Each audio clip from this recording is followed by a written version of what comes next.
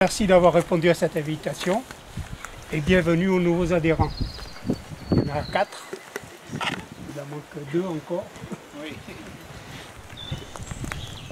Il y a 8 jours, certains commémoraient le cessez-le-feu en Algérie, suite aux accords d'Évian, ce qui sonnait le glas de notre présence sur cette terre que les nôtres avaient rendue prospère. Nous sommes là pour nous souvenir des morts et des blessés mitraillés rue d'Isly, alors qu'ils étaient venus soutenir pacifiquement le quartier de Bab el-Oued, assiégé par les forces de l'ordre.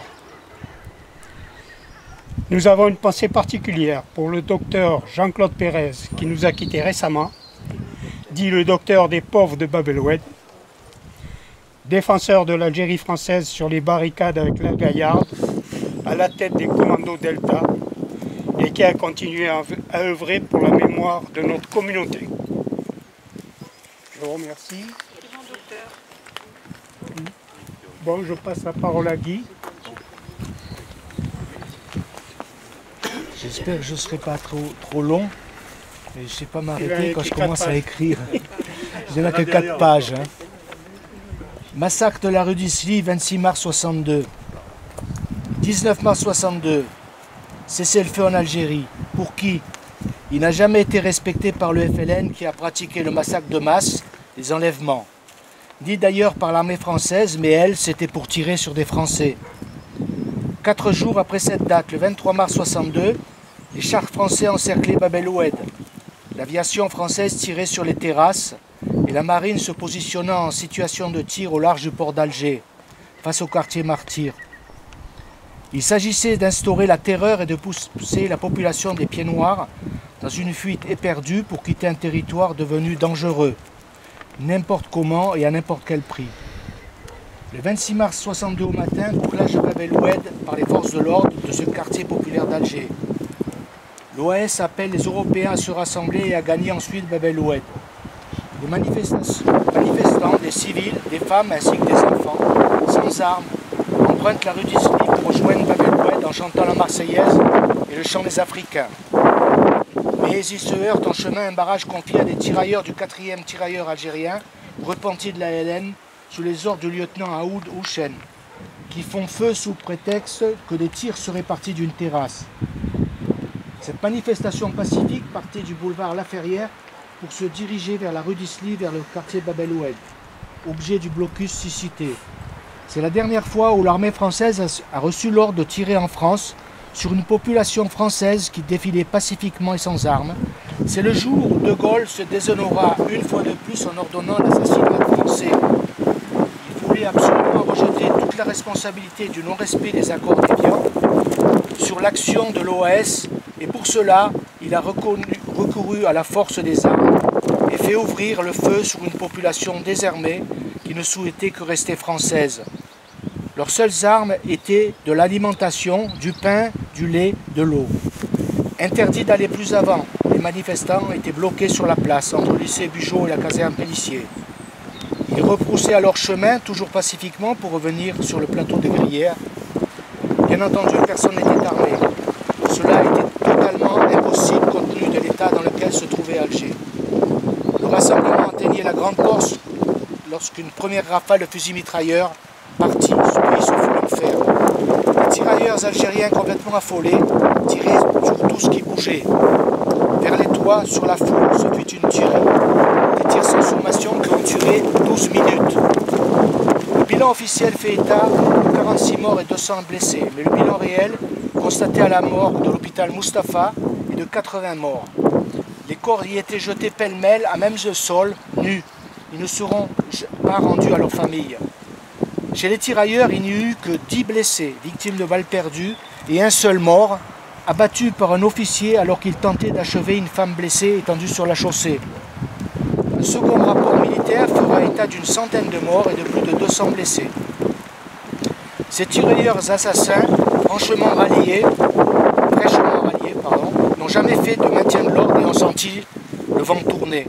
Ils sont d'ailleurs couverts par la loi numéro 2008-696, votée le 15 juillet 2008 par le Parlement et signée par M. François Fillon, Premier ministre, et co-signé par M. Nicolas Sarkozy, président de la République. Ouverture des archives prévues 100 ans après promulgation de cette loi ou 25 ans après le décès d'un des intéressés. Une certitude, ce massacre de la rue d'Isly et par conséquent l'objectif de cette manœuvre était la fracture totale entre les Français d'Algérie et l'armée métropolitaine, promise dorénavant au service de l'ALN. De Gaulle avait atteint son but. La preuve directe de l'organisation par le gouvernement français, donc par De Gaulle en personne, du massacre des innocents, le 26 mars 62, rue d'Isly à Alger, nous est apportée par Christian Fouché, qui, rappelons-le, était haut commissaire en Algérie ce 26 mars, et ministre de l'Intérieur du 6 avril 67 au 31 mai 68, où il est limogé par De Gaulle.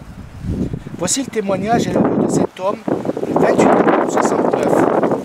J'en ai voulu au général de m'avoir limogé au lendemain de mai 68. C'était une faute politique. De Gaulle m'a reproché de ne pas avoir maintenu l'ordre en 68. Vous n'avez pas osé tirer, m'a-t-il dit. J'aurais osé s'il l'avait fallu, lui ai-je répondu. Souvenez-vous de l'Algérie et de la rue d'Isly. Là, j'ai osé, et je ne le regrette pas, parce qu'il fallait montrer que l'armée n'était pas complice de la population algéroise. De Jean Mauriac, l'après De Gaulle, note confidentielle 69-89, page 41. Après cette tragédie, lors d'une allocation, De Gaulle, silence total sur ces événements. L'Algérie ne le concernait plus. Par contre, son ministre zélé, Pierre Messmer, qui édicta les télégrammes infâmes sur les harkis, se réjouit et, comme de l'ironie, écrit « Fournir urgence, proposition, témoignage de satisfaction au gradé s'étant distingué le 26 mars ».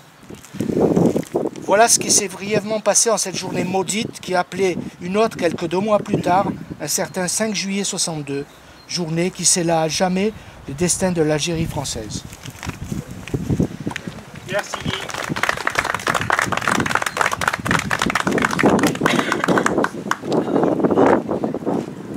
Nous allons procéder au dépôt.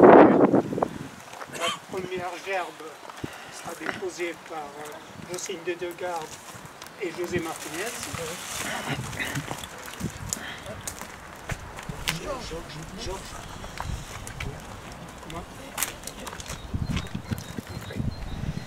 Et la deuxième sera déposée par nos amis harkis.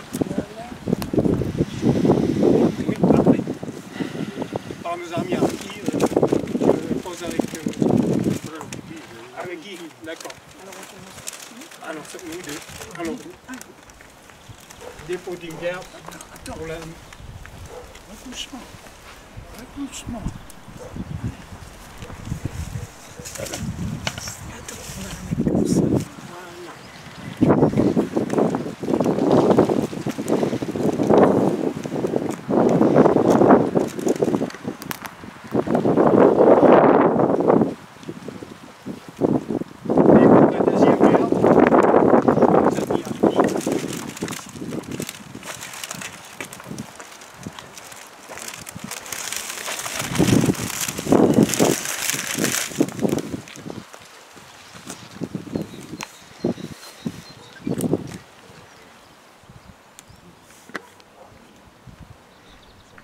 Je vous remercie. Notre ami Alain Boisseuil va nous lire un petit texte concocté par Guy Rogazac. Prière pour les défunts. Au nom du Père, du Fils et du Saint-Esprit. Amen. Nous sommes venus aujourd'hui pour rendre hommage à ceux qui nous ont quittés. Et nous voulons les confier encore une fois à la tendresse de Dieu. Nous pensons aussi à ceux qui ne reposent pas ici, mais qui sont présents dans notre prière, aux morts sur notre terre d'Algérie. Seigneur Jésus-Christ, avant notre ressuscité, tu as reposé 3 jours en terre, et depuis ce jour-là, la tombe des hommes est devenue pour les croyants signe d'espérance en la résurrection.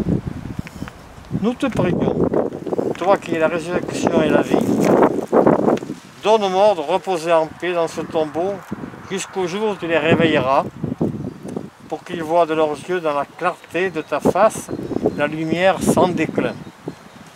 Toi qui règnes pour les siècles des siècles. Amen. Que le Seigneur nous bénisse et nous garde de tout mal et nous conduise à la vie éternelle. Amen. Merci.